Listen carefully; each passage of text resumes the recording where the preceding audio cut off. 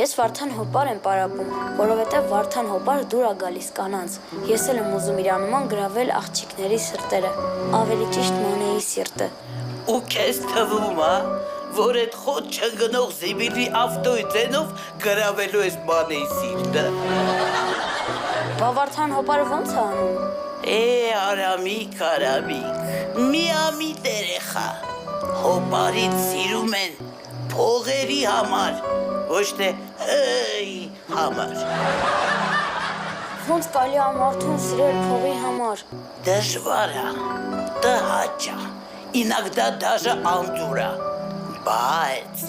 լավ փողերի համար կարաս մարդու սիրել։